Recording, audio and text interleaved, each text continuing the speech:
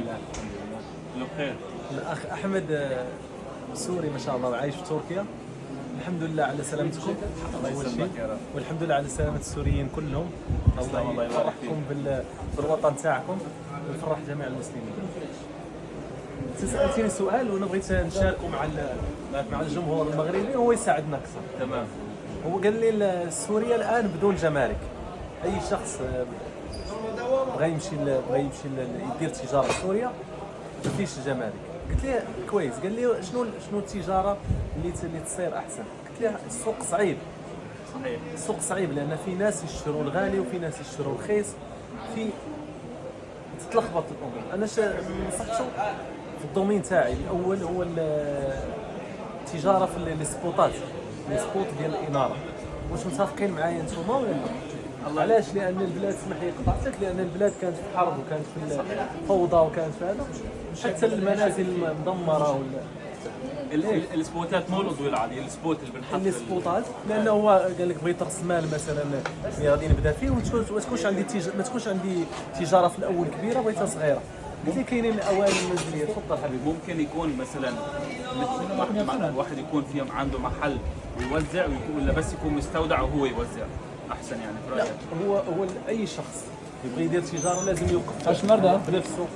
تمام. في منهم بيحطوا يكون في محل للبيع، وفي منهم مثلا هو محل وعنده مستودع يوزع. شوف الاثنين يصيروا، لان علاش الوقت هذا الحالي الانترنت. صحيح.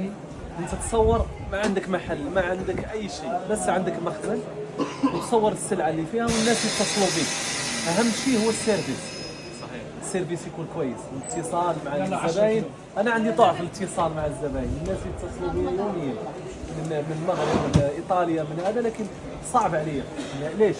لان انا نبيع عطور، وانت ملي تكون تبيع العطور لازم استشاره زي الدكتور.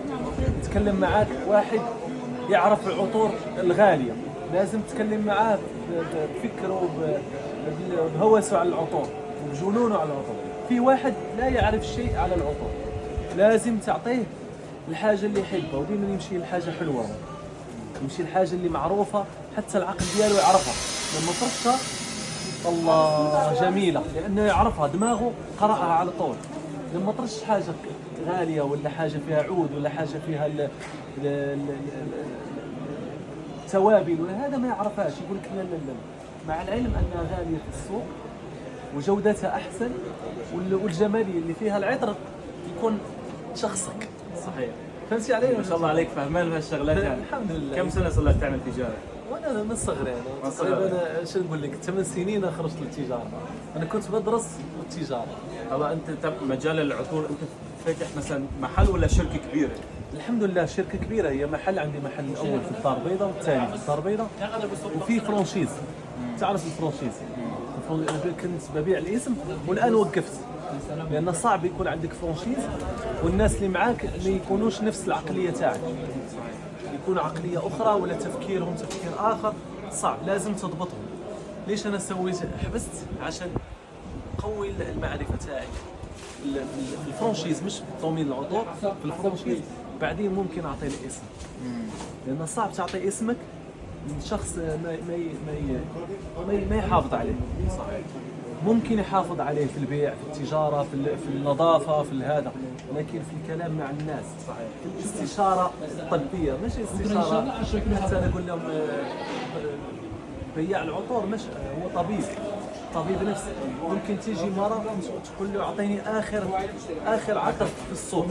انا اقول لهم دائما هذا كلام غلط، لان كل واحد وشخص. انا اقول لك انت العطر اللي تبغي، انت ما تبغيش العطر فيه العود قوي كذا ولا لا؟ ها؟ انت ما بحب ما تحب الشيء هذا. الحمد لله هذا اول مره شفته. وعلاش كنقول لكم انا نجيب عند الزياد؟ لان الشخصيه ديال الانسان كنقرا. قلت لي انت ما كتبغيش العود قاصح، انتم راك فهمتوني، العود وداك العطور القاصحين. قال لي انا ما بحب، هو يحب الحاجه اكوا دي جيو. تعرفها؟ اكوا دي جيو اسمع فيها. هو عطر يجي معك اكوا دي جيو يعني هو هذا يونسي لو بون ديال جون بول كوتي. تعرفوا سكوندان؟ ايش العطر اللي تحب انت؟ والله يعني ما في شيء معين يعني. الحاجه الحلوه تعجبك، الحاجه الحلوه لان مش التخصص تاعك عطور. لا انت ممكن دابا هو ممكن يدير العطر، لكن الاسماء ما مهتم بها، صح. لان كل واحد والهوس ديالو.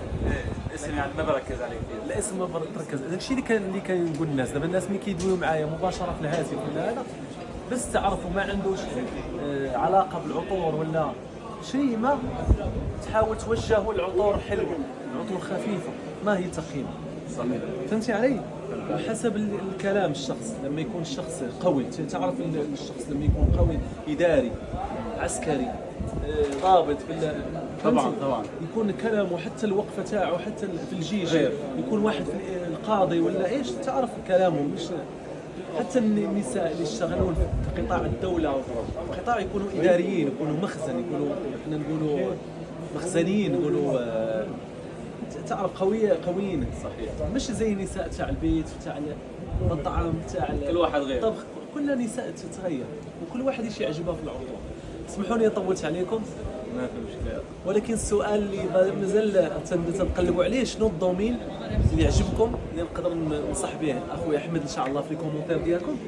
شنو هو الدومين اللي يصلح دابا في سوريا، شي حاجه اللي تقدر تدخل للبلاد وينفعوا بها اصحاب البلاد؟ واش الملابس، واش العطور، واش الاكل؟ الاكل صعب شوي يعني، ما صعب. الاكل يعني من الصين ما يجي. ما يجي، حتى التوابل هذو كلها عندهم. هذول يعني الصين ما يستورد بس ما يزبط. زيدوا اعطونا الافكار اللي نساعدوا بهم هذا الشباب هذا، ونساعدوا بهم اخوتنا السوريين، الله ينصرهم الله يحفظهم. وشكرا لك بزاف حبيبي اخويا احمد، عباسي. الله شرفنا يحفظك. فيك. شي حاجه قولها لاخوتك المغاربه. حبيبي والله احلى شعب، احب الشعب المغاربي. كان صديقي خدام معي مغربي كمان من درب سلطان، ما شاء الله، يعني ناس كويسين محترمين. الحمد لله الحمد لله. تحيه للشعب المغربي. الشيء اللي لقيتيني قلت للمغاربه، قلت لهم ديما نحافظوا على الابتسامه ديالكم صحيح. مع الناس، لان الابتسامه كما قال الرسول صلى الله عليه وسلم صدقه، ولما تبتسم مع شخص صدقت عليه. والحمد لله خير كبير. شكرا لك وشكرا للشعب التركي وشكرا للشعب السوري وشكرا للمسلمين في العالم كامل. ان شاء الله فرصه اخرى ان شاء الله. السلام عليكم ورحمه الله. انا اذا مثلا نزل لي اي شيء او هذا بتكلم معك مثلا، والله هي اللي عليك مثلا كم كيلو ماشي